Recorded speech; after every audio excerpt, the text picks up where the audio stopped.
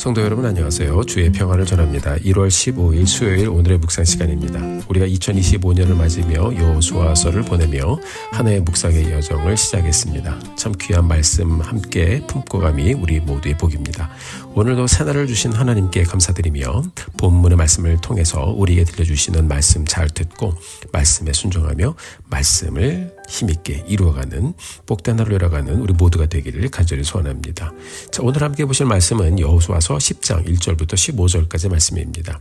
앞에서 이스라엘은 하나님의 말씀에 순종하여 여리고 성도 점령하고 아이 성도 점령하고 아주 승승장구하고 있었죠. 자, 이렇게 승기를 잡은 여호수아는 가나안 남쪽 그리고 북쪽을 차례로 정복해 가고 있었습니다. 자, 1절과 2절의 말씀 먼저 같이 한번 보시겠습니다.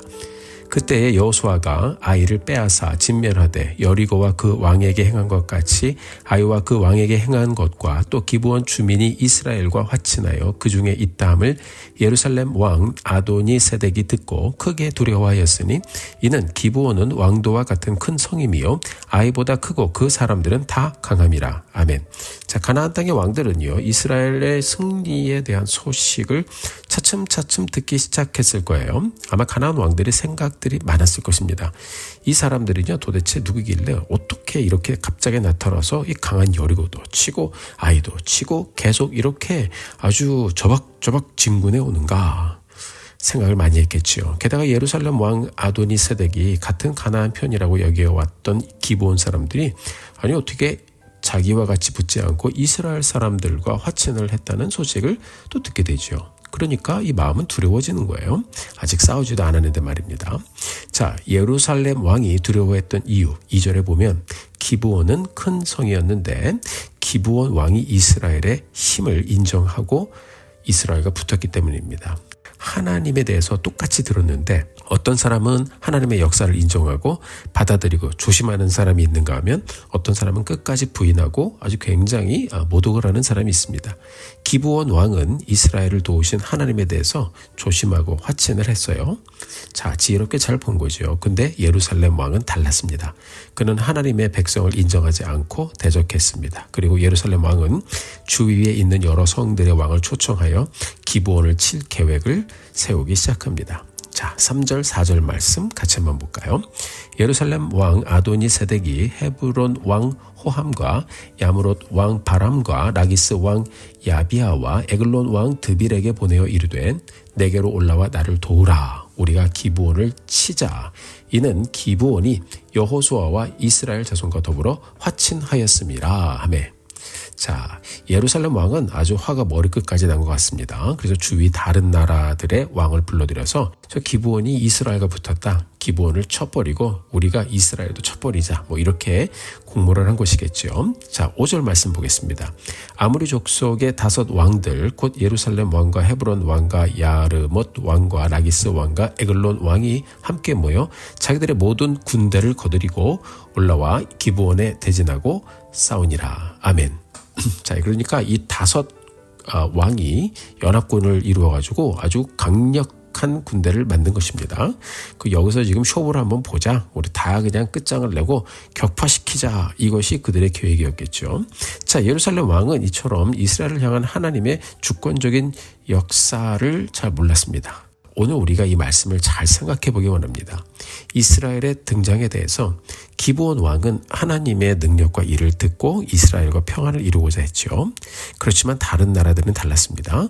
하나님이 이스라엘에 대하여 어떤 역사를 일으켰는지 들었을 거예요. 그렇지만 이들은 대적했어요. 자신들의 힘을 믿고 혼자는 안 되지만 2, 3, 4, 5이나 모였는데 우리를 이길 수가 없겠지라고 생각했을 것입니다.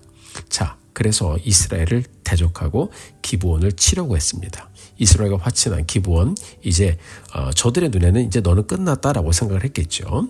사랑하는 성도 여러분, 우리가 오늘을 살아가면서 다양한 많은 일들을 지나갑니다.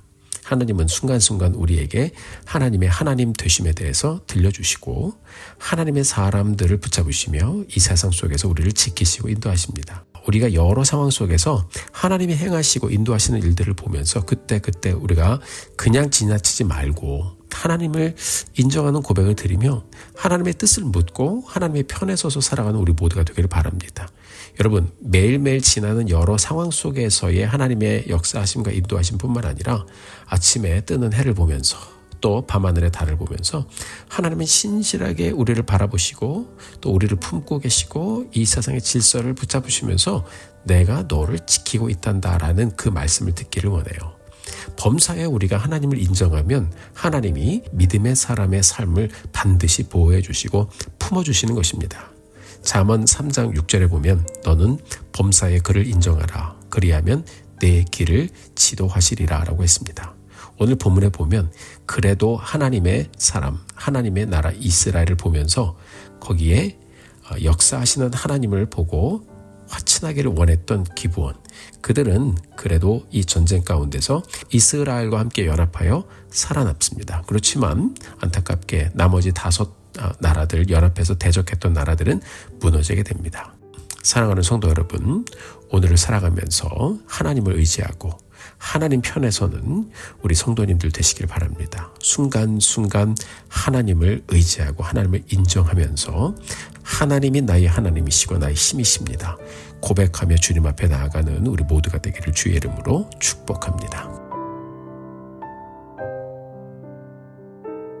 자, 이제 전쟁이 시작되고 기브온 왕은 여호수아에게 도움을 청했습니다. 여호수아는 군사를 이끌고 길갈에서 올라갔어요. 우리가 어제 앞에서 본 내용을 보면 기브온과 여호수아의 화친의 과정에서 여호수아가 실은 속은 것을 우리가 알 수 있죠. 기브온은 낡은 옷과 신을 신고 곰팡이 난 떡을 미리 준비하고 여호수아 앞에 탁 나가가지고 우리는 힘이 없습니다 막 이랬어요.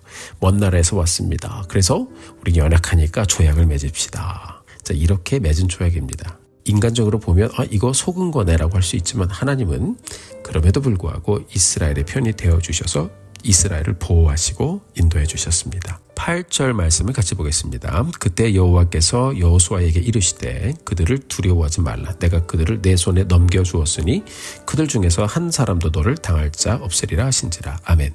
자, 두려워하지 말라. 내가 그들을 내 손에 넘겨주었다. 너를 당할 자가 하나도 없다. 이렇게 말씀하셨어요. 자, 전쟁에서 이길 뿐만 아니라 이제 저기 도망가는 길인데요. 여호와 하나님께서 본문을 보면요, 큰 우박을 내리셔서 도망가는 사람이 이제 우박에 맞아 죽기 시작합니다. 성경을 보니까 우박 맞아 죽은 사람이 칼에 죽은 사람보다 더 많았다고 그랬어요. 그러니까 하나님이 전적으로 함께 하시는 거예요. 이길 수가 없어요.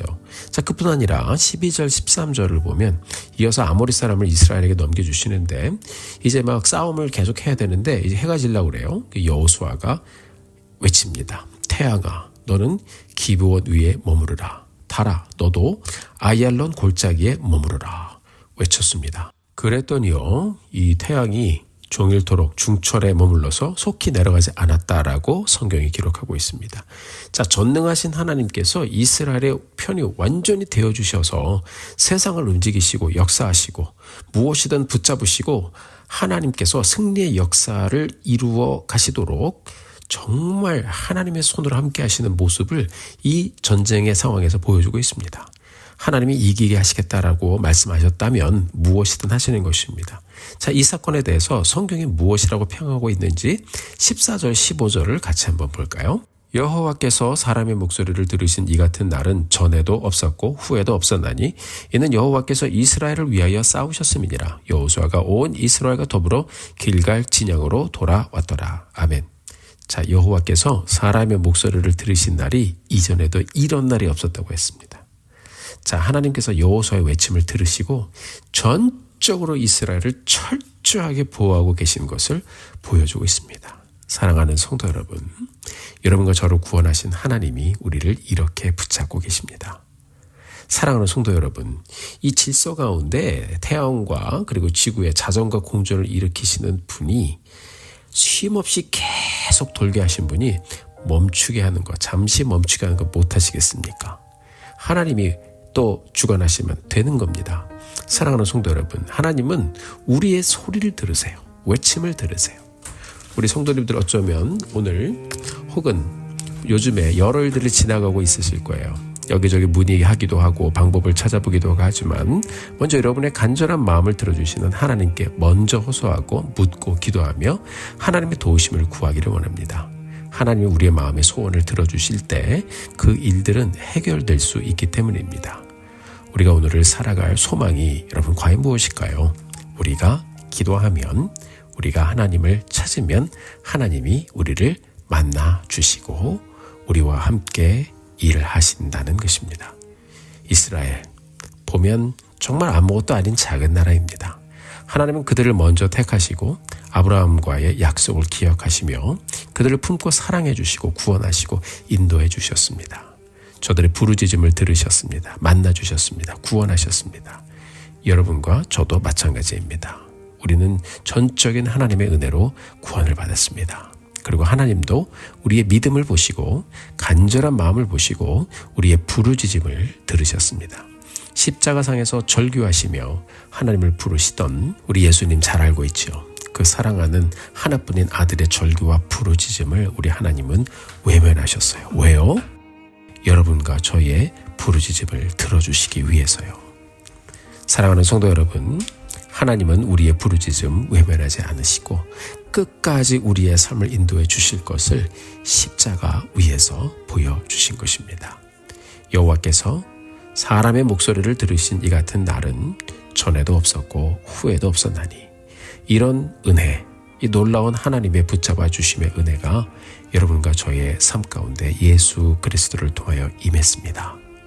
오늘 우리가 다시 한번 열어가면서 정말 진실한 마음으로 우리의 연약함을 내어놓고 하나님의 손길을 구하며 오늘도 나의 목소리에 귀를 기울이고 계신 하나님을 의지하여 다시 한번 부르짖는 그 자리로, 기도의 자리로 나가는 우리 성도님들 되시기를 주의 이름으로 축복합니다.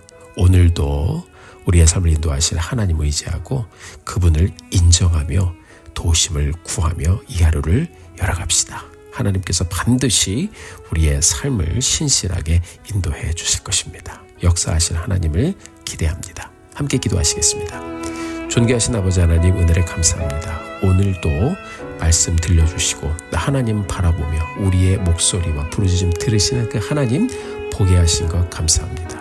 주께서 함께 하시고 크게 역사하시는 우리의 삶 되게 하옵소서.